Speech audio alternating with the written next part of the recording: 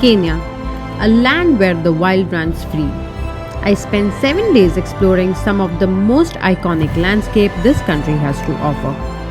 From the drama of Masai Mara, the serenity of Lake Nakuru, to the breathtaking views in Amboseli. This journey was filled with raw beauty, rare sightings, and unforgettable moments.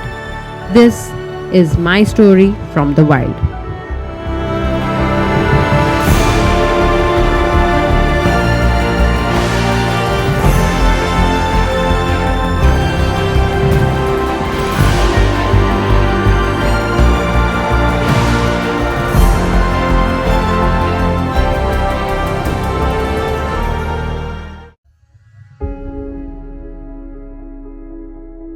Our adventure began in Masai Mara with a stay at Sarova Mara camp, beautiful tent nested right inside the reserve. Waking up to the sound of the wild, we headed out at sunrise, heart pounding with excitement. Hundreds of zebras and impalas grazed peacefully until we turned a corner to find a pride of lions feasting on a fresh kill. Nearby, hyenas and vultures waited their turn. These scavengers, often seen as villains, are actually Savannah's cleanup crew, essential for the ecosystem. We witnessed a moment of pure wilderness, one of the male dragging the kill to the bushes while lioness stood guard and hyenas lurked at distance. Cheetahs napping in the grass, a leopard crossed right in front of our jeep, giraffe towering over the plains, and elephants, protective as ever, sheltered their young between them.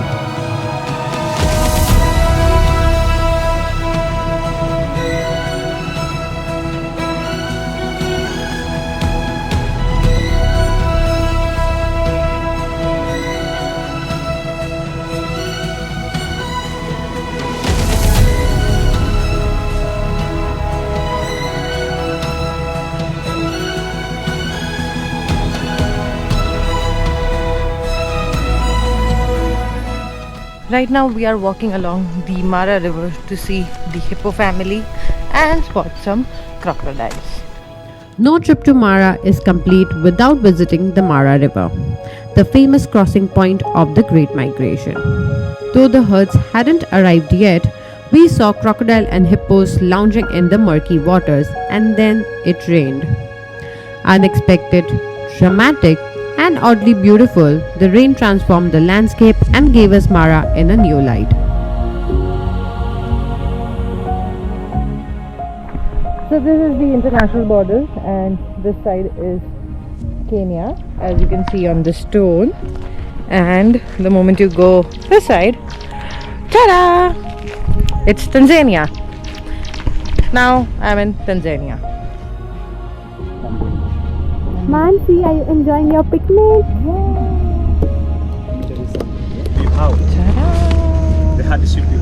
Great. We have sandwich, we have water, yogurt, apple, and some more food. Lunch under a lone acacia tree felt like a scene from a movie. By dusk, we did seen 4 of the big 5 in just one day. Back at the lodge, we were welcomed by the warmth of Masai people and ended our day with a hearty Indian dinner. So we landed in Nairobi and then we made our way straight to Mara. This resort is quite beautiful and it's really huge. It is right inside the Masai Gate. So when you enter any hotel which is inside the Masai Gate, you have to pay the park fees. So even if you come late in the night, it's still counted as a day and you end up paying the park fees. And the same thing happened with us. Even though we came at 5 o'clock in the evening, we still had to pay the park fees because we entered the park. So if you guys are coming late, then better to look for a hotel outside for a night, and then the second day you can shift to the hotel which is inside the Mara Park.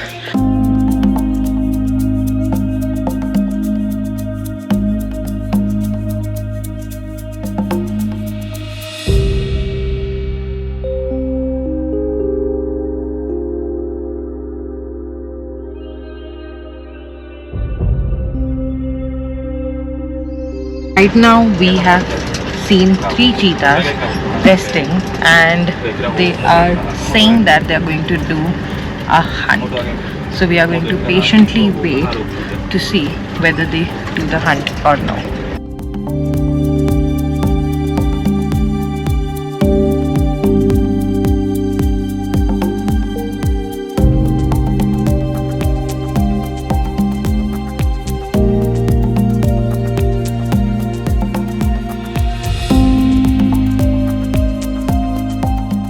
Unfortunately, we were not able to see the hunt.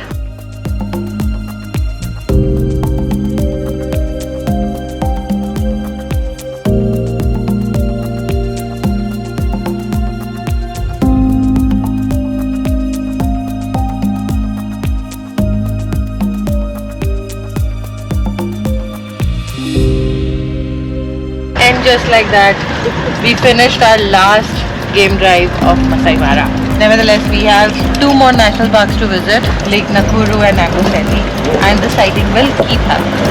Stay tuned. Today we are making our way towards Lake Nakuru, but on the way we are going to do Lake Naivasha as well. How is Kenya treating you, my friends? It's been brilliant. Are you having fun? The weather has been good. Yeah, The and animals the have been good. Wildlife is very kind. So right now I am in Lake Naivasha and I'm going to Crescent Island. There is a small island inside Lake Naivasha where you can do a boat ride and then you can do a walking tour on the island. So let's get into the boat and reach the Crescent Island. A boat ride across the lake where we spotted rare birds in flight, hippos bobbling beside us, and the sky that seems endless.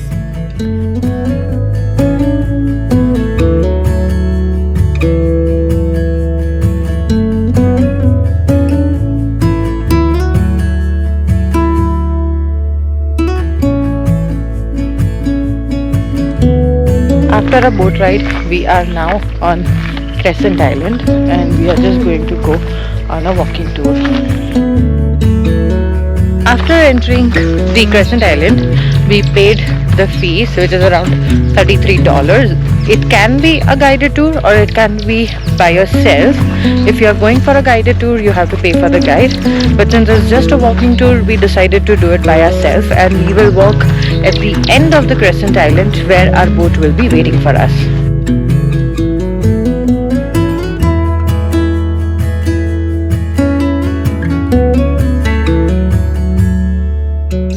The beauty of Crescent Island is that you are walking in the same space where the animals can be.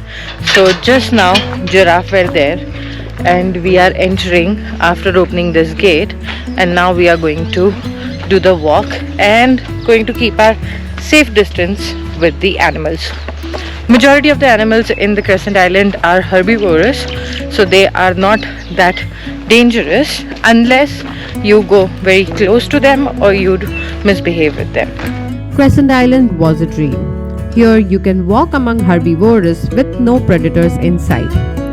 Giraffe grazed nearby, zebras and wildebeest watched curiously. There's no better way to feel part of nature.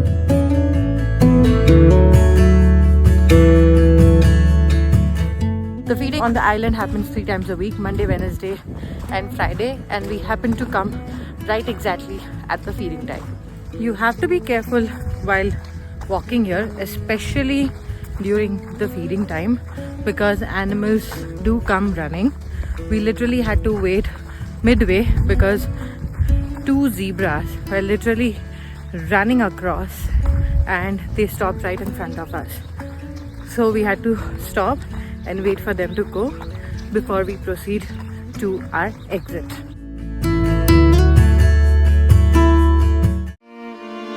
In Lake Nakuru, we stayed at Sarova Lion Hill.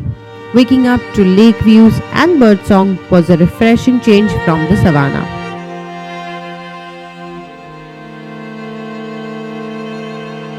Flamingos painted the lake pink, but this park surprised us with more.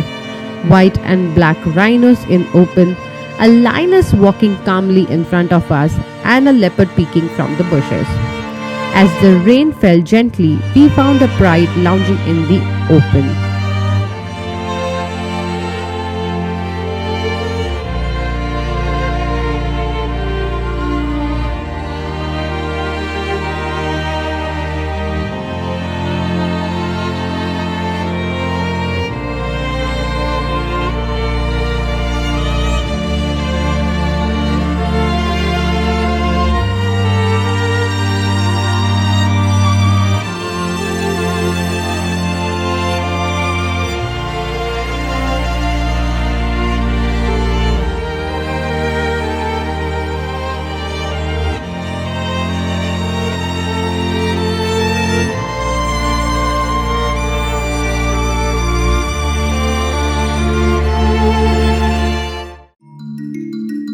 Our last stop was Amboseli, known as the land of giant. It's a home to Africa's largest elephant. Hello from Amboseli National Park, and today we have the clear view of Mount Kilimanjaro, which is right behind me in Tanzania. We got a clear view of Mount Kilimanjaro rising behind them. A rare and a breathtaking sight. Here elephants look different than those in Mara, bulkier, older and more majestic in presence. Watching them walk in sync, calves hidden between adults was humbling.